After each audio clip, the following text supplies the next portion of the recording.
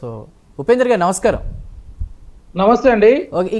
ఒకటి అంటే మన తాడు శ్రీనివాస్ గారు చెప్పింది ఏంటంటే ఆధారాలు లేకుండా బీఆర్ఎస్ చేసింది అని. హరీష్ రావు గారి వ్యాఖ్యలు చూస్తే ప్రెస్ మీట్లో హైకోర్టు ఆధారాలు లేక కొట్టేసింది, తర్వాత సుప్రీంకోర్టు కూడా దీన్ని పట్టించుకోలేదన్నట్టుగా కూడా ఆయన వ్యాఖ్యలు ఉన్నాయి. ఏది నిజం? ఆధారాలు లేకుండా బీఆర్ఎస్ చేసిందా? అంటే విచారణకి పిలిస్తేనే అరెస్ట్ చేసినంత హైప్ క్రియేట్ చేస్తున్నారు బీఆర్ఎస్ వాళ్ళు అన్నటువంటి వ్యాఖ్యలు కూడా వినిపిస్తున్న వేళ మీ కామెంట్ ఏంటి? బీఆర్ఎస్ చేయలేదండి, ఆనాటి పోలీస్ అధికారులు.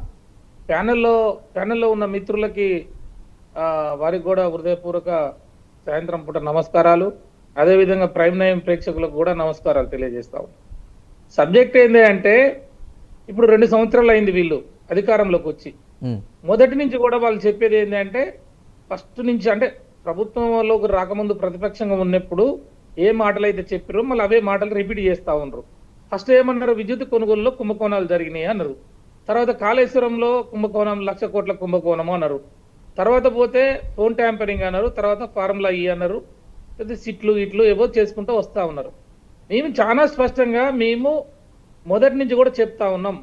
మా నాయకుడు కేటీఆర్ గారు అనేక సందర్భాలలో చెప్పాడు, అయ్యా మా మీద కేసులు ఉన్నాయి, మేము చేసిన తప్పేందో మా ఒళ్ళో వేయండి, మాకు శిక్ష వేయండి, మేము తప్పు చేస్తే మమ్మల్ని జైలుకు పంపండి, మీరు ఇంకా మా మీద అనుమానం ఉండి ఇట్లా దపదపాలుగా బట్టలు కాల్చి మీద వేసి ప్రతిపక్షాలలాగానే నువ్వు ప్రచారం చేయకుండా ఇవాళ నువ్వు అధికారంలోకి వచ్చినావు. ఈ రాష్ట్రానికి ముఖ్యమంత్రివి, పోలీసు వ్యవస్థ ఉన్నది, ఇంటెలిజెన్స్ ఉన్నది, సిఐడి ఉన్నది, తర్వాత సిట్లు ఉన్నాయి.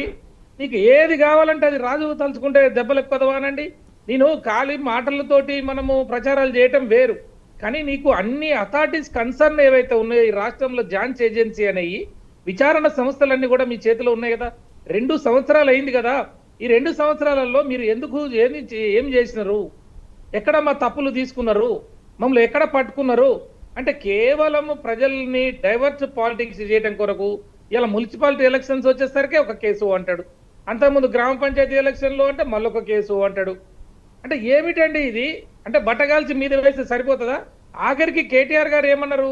లై డిటెక్టర్ టెస్ట్ ఈ దేశంలో, భారతదేశంలో ఆ వయసులో ఉన్న ఒక రాజకీయ నాయకుడు, మంత్రిగా చేసినటువంటి నాయకుడు, ఇంకా ఎంతో బంగారు ఆయనకు భవిష్యత్తు ఉన్న నాయకుడు, ఆయన ఏమంటున్నాడు? లై డిటెక్టర్ టెస్ట్ అనేది వారు కూడా శ్రీనివాస్ గారు కూడా అడ్వకేట్ గారు కాబట్టి తెలుసు, వారికి తెలుసు, నాకు తెలుసు. మేము ఏమంటున్నాం? లై డిటెక్టర్ టెస్ట్ అనేది ఫైనల్.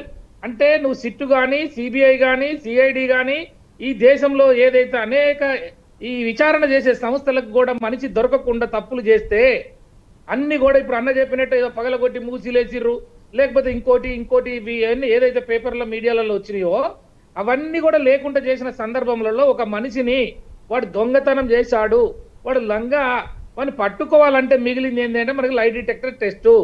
దానితోటి మనకి ఇంజెక్షన్ వేస్తే చిన్న మెదడు పనిచేయకుండా నీకు కావాల్సిన ఏంటైతే విచారణలో నీకు ఏ ఆన్సర్ కావాలనో దానికి సంబంధించిన ప్రశ్న అడిగితే మొత్తం చెప్పేస్తారు, ఇంకా కంట్రోల్ ఉండదు.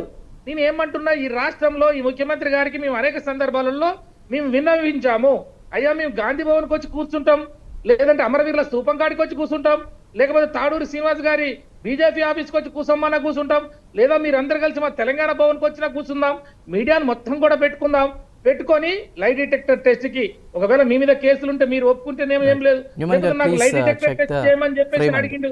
ఇక ఇంతకన్నా ఏముంటదండి? అంటే కేవలము నిన్న ఆ కోల్ కుంభకోణంలో ఇలా 1,600 కోట్ల రూపాయలు, ఒకటి కాదు రెండు కాదు, ఆ 1,600 కోట్ల రూపాయలు నష్టం జరిగే విధంగా నిర్ణయాలు తీసుకున్నారు.